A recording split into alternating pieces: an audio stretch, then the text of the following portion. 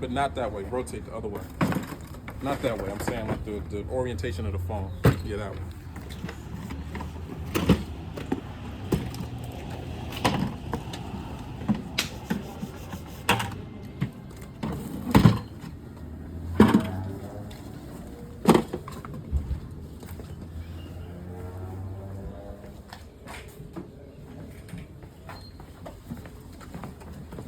Can anybody guess what's inside of here?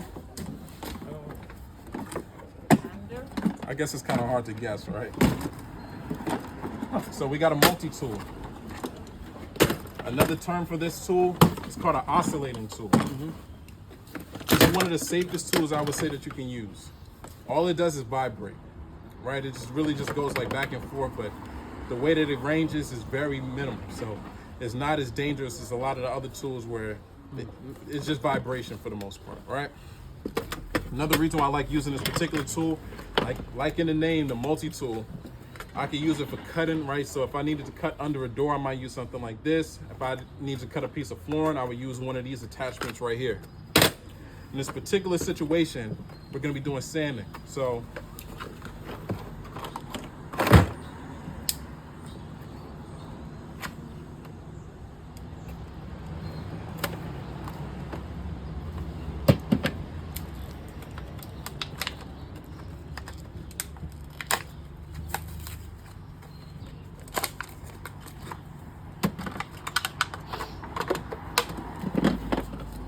you lift this up, and then this opens all the way up. So some people try to twist it. It doesn't twist, this whole thing comes off. Put the attachment on.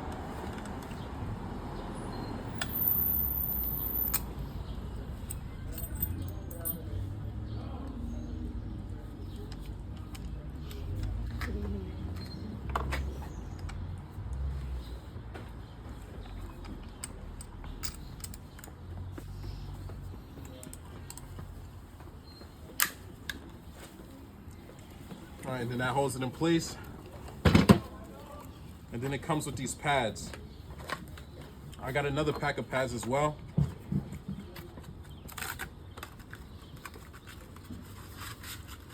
One thing you want to keep in mind when you are sanding, depending on what project you're working on, is the grit. Come closer. So as you can see, this one is a 120 grit. And then this one right here is, looks like 80.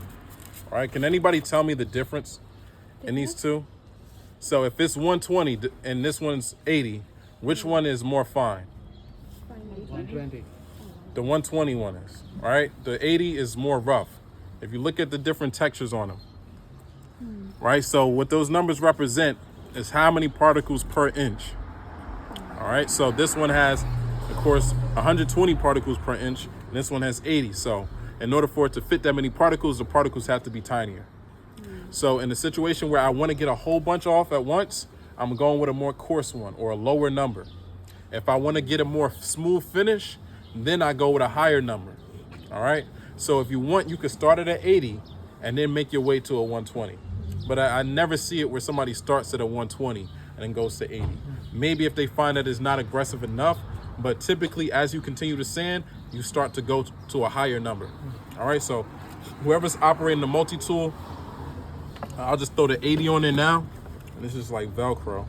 Just make sure that all the edges are covered when you're doing this. You don't want to have like the edges exposed and then you end up just damaging the pad itself. I'm gonna have to take a couple turns trying this. There it goes. And then you just turn this on, it's corded. Make sure that you have enough length on it that you're not really stretching out. And you really want to focus on the corners for this. So whoever's operating this, you're just doing the corners. For this one, you'll be doing the larger areas of the floor. Does anybody know what type of sander this is? It moves in a circular motion. This is called an orbital sander. All right. So there's oscillating sanders and there's orbital. Sometimes what you can do, instead of this bag, because this bag has a low capacity, sometimes people put a vacuum on here. And then when they're sanding, they don't have to worry about putting a mask on, or they don't have to wear the mask nearly as long, all right? Just throw that on there. This is if you want an additional grip. So say I find that I'm not having enough control with this, I typically recommend this for like people that don't have the strength to know, because this thing, as soon as you turn it on, it's gonna have the same way that cutout tool was working earlier. This thing is more aggressive because you got to push down, and as you apply force, it's gonna try to spin your hand and all these other different things. So you can add this handle so that you can have more control over it as you operate it. As you can see with the numbers, that just controls the speed of it. All right, so you can make those adjustments. And then this is battery powered, corded as well. So if you are working, you want to make sure that you have enough slack on your cord that you're not interfering, or you're not like trying to sand at an angle or anything like that. These come in packs as well. Same thing. They have variety packs for this. This one in particular is just all at 120. If you need to go with a higher grit, you have some more inside. All right, so we're not just limited to the ones that you see right here. When you're lining it up, ideally the way you will line it up, if you want this bag to be functional, you want it to line up where the holes are exposed.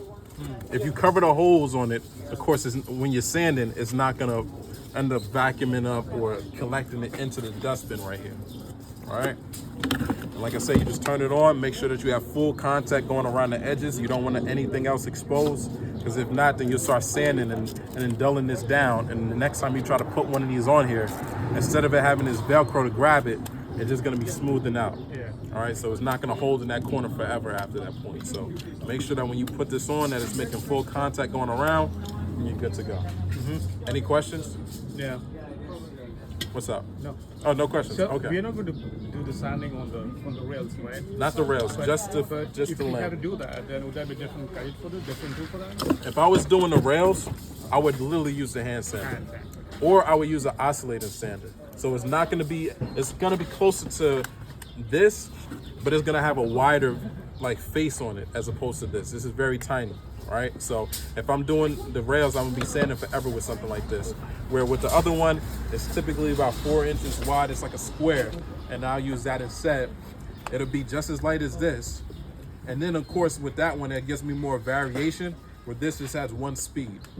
So this is typically like, because it's good at a lot of things, it's not the best at one thing. Right, so if I can make my cuts, like I said, under the door, I can use something like this. But if I'm using the oscillating sander, I'm only using that for oscillating sanding.